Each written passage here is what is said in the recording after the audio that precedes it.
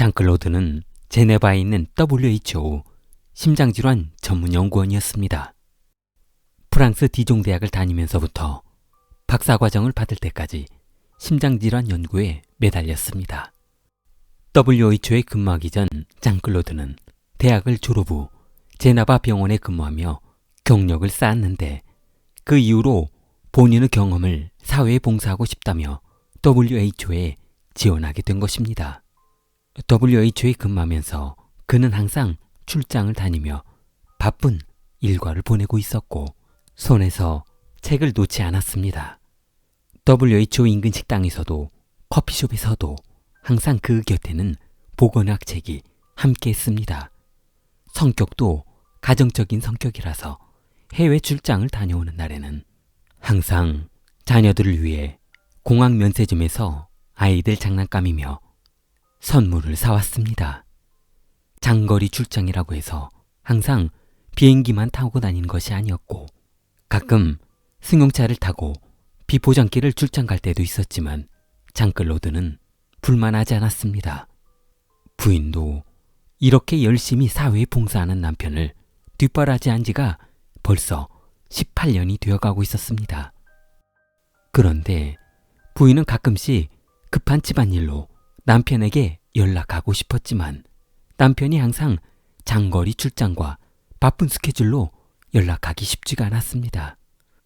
그때마다 남편은 다른 의사 선생님들과 골프 라운딩을 하고 있어 전화를 받기 힘들었다고 하든지 회의 중이라서 전화를 받을 수 없다며 가급적이면 업무 중에는 전화를 하지 말아달라고 했습니다.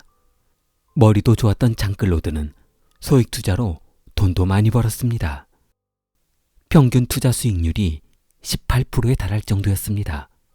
그러다 보니 장인어른 집안에서도 돈을 좀 불려달라며 거의 그 돈을 맡겼고 소문을 타고 돌아 장인의 지인 그리고 장클로드의 친구들까지 투자 금액을 맡기게 되었습니다. 심지어는 임대로 살고 있는 집주인도 거금을 맡길 정도로 그의 수익성은 천재에 가까웠습니다. 주위 사람들이 장클로드에게 맡긴 돈은 약 250만 프랑이나 되었습니다. 장클로드의 장인과 지인들은 매달 수익금의 50%를 지급받으며 행복한 생활을 했습니다. 물론 장클로드도 월급 이외의 투자 금액을 나눠 갖다 보니 그 수익도 상당했습니다. 얼마 후 장클로드는 차를 바꾸었습니다. 전에 타던 승용차를 폐차하고 이번에 고급 승용차 BMW로 차를 바꾸었습니다. 투자한 돈으로 많은 돈을 벌어 이참에 자동차며 가전제품, 골프채 등 모든 것을 바꿔치웠습니다. 그리고 자녀들도 사립학교에 진학시켰습니다. 1988년 그렇게 지나칠 정도 사치 생활을 하던 차에 그 장인어른이 투자했던 투자금의 일부를 빼달라고 했습니다. 급하게 쓸 곳이 있으니 일부만 인출해 주라고 했습니다. 장클로드는 알았다며 약속 장소를 정한 뒤 이번 주말에 지급하겠다며 그곳에서 주겠다고 했습니다. 그러나 애석하게도 일주일 후 장인어른 사망했습니다. 장인어른은 장클로드가 돈을 현금으로 마련했다며 만나기로 한 장소에서 그만 교통사고로 사망하고 만 것이었습니다. 장인어른이 사망한 사건 현장의 유일한 목격자는 사위 장클로드였습니다. 경찰은 사건 현장이 워낙 외졌고 유일한 목격자인 장클로드 또한 너무 큰 충격으로 그 당시의 상황을 정확히 기억하고 있지 못했습니다.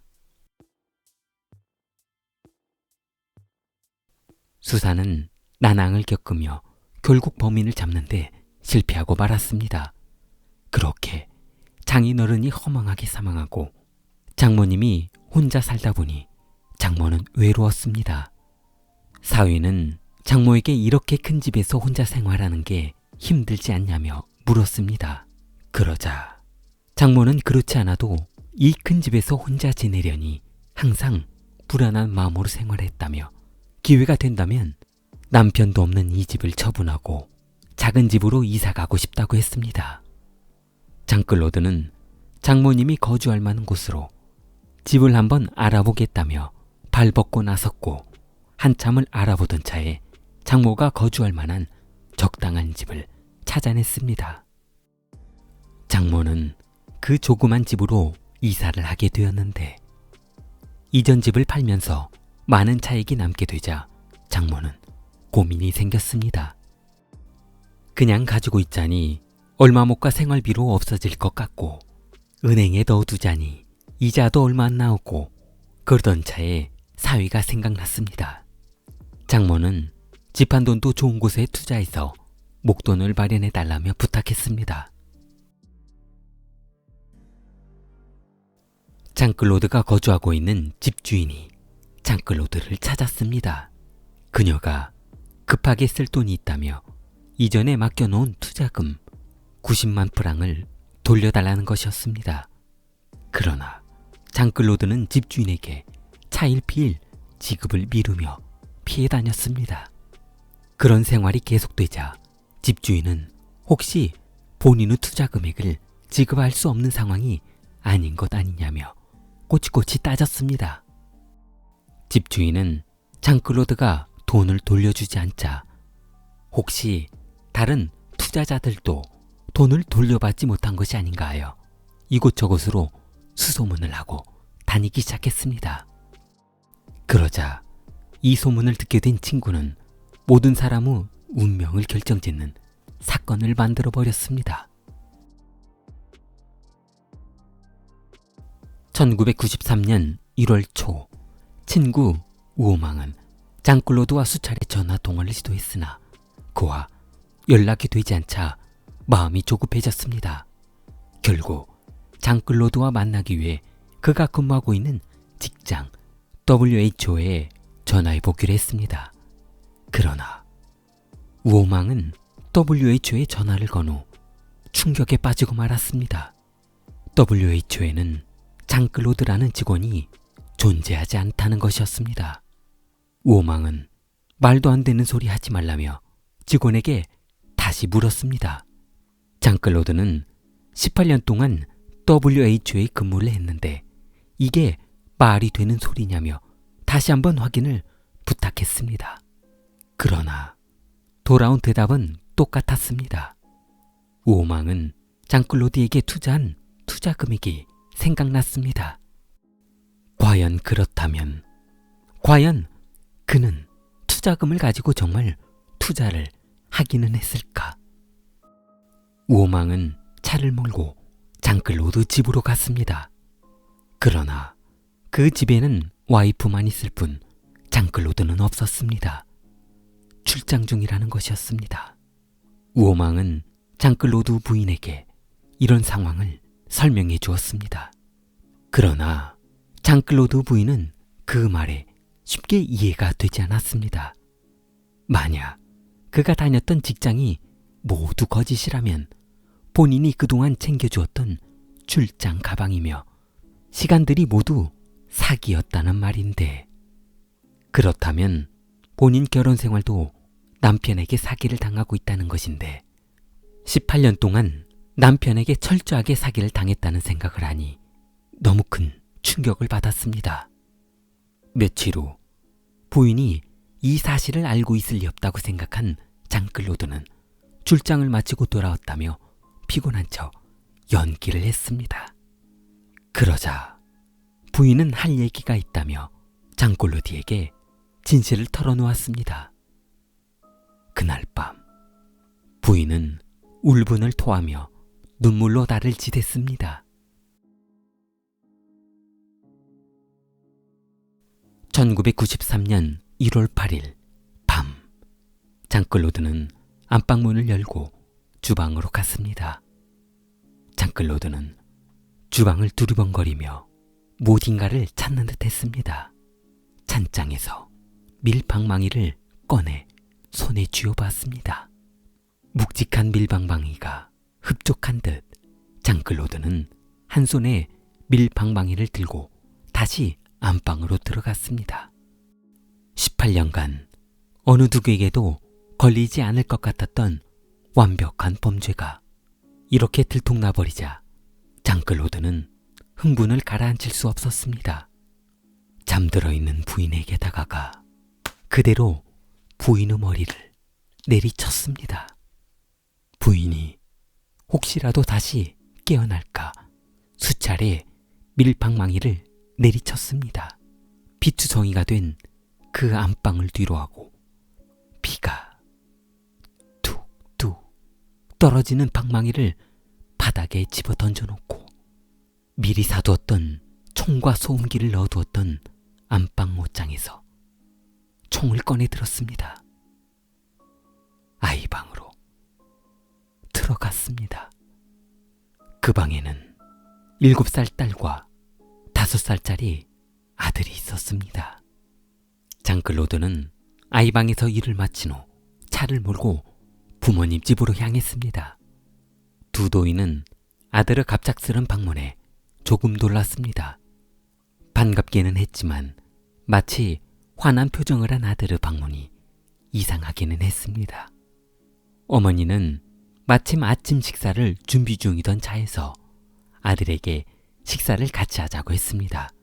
아들은 식사를 하기 전 아버지를 불렀습니다. 2층 환풍구가 고장이 나서 식사 전 수리를 해야 할 것 같다며 올라와 보라고 했습니다. 아버지는 아들의 부름에 2층으로 올라갔고 환풍구 옆에 서 있던 아들 앞에 쪼그리고 앉아 환풍기를 만지작거렸습니다. 그때 아들은 아버지 머리 위에서 총을 쏴버렸습니다. 아버지가 움직일 수 없는 것을 확인한 후 두 사람이 내려와 같이 식사를 할 동안 기다리며 거실을 청소하던 어머니를 또다시 총을 쏴서 죽여버렸습니다. 그리고 시끄러운 소리가 나자 집 밖에서 지저대는 애완견 2마리를 총을 쏴서 죽여버렸습니다. 그렇게 장클로드는 부모와 애완견을 모두 총을 쏴서 살해한 후 차를 타고 계획해둔 다음 장소로 이동했습니다. 가족을 몰살한 장클로드는 차를 몰고 다시 애인 집으로 향했습니다.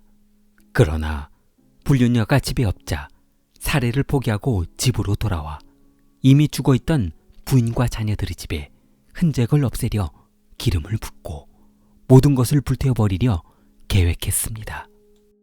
집에 불을 붙이기 전에 수면제를 응접실 테이블 아래 흘려놓고 TV를 켜놓은 상태에서 수면제를 복용한 것처럼 꾸며 소파에 앉아 자살하려는 것처럼 위장했습니다. 그는 몇 시간 후 출동한 소방관에 의해 구조되었고 경찰관의 물음에 충격으로 인한 진술을 거부했습니다.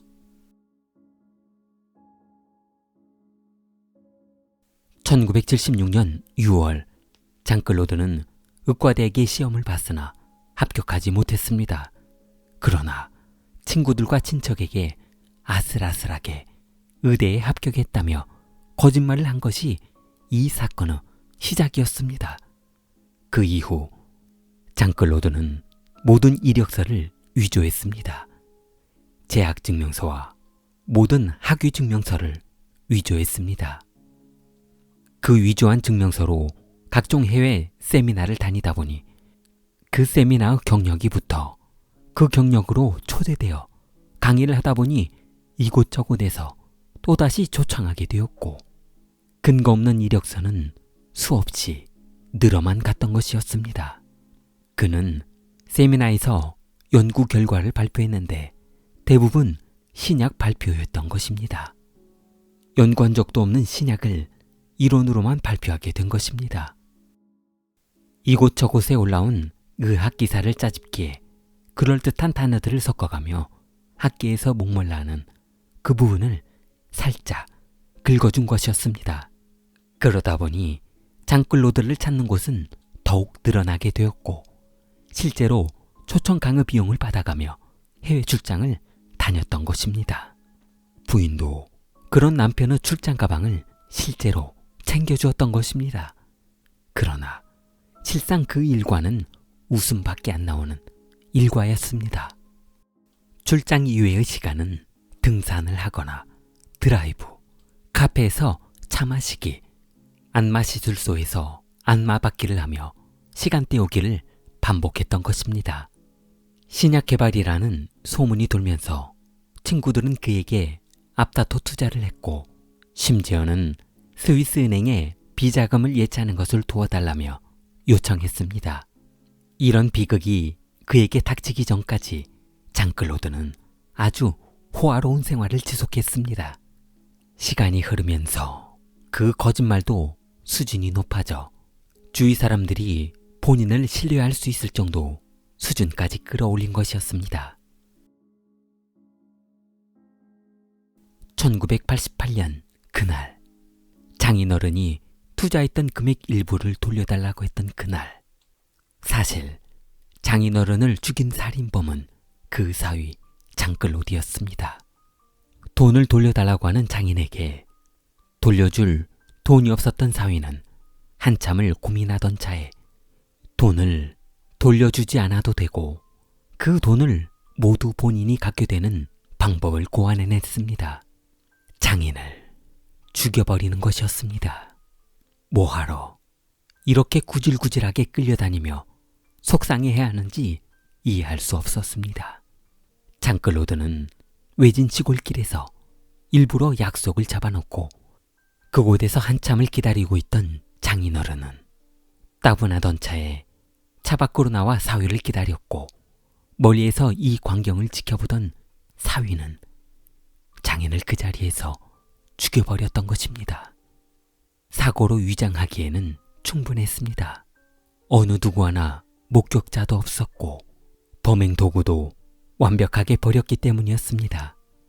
장인에게 충격을 가한 후 도로에 집어던져 자연스러운 사고로 위장한 것입니다.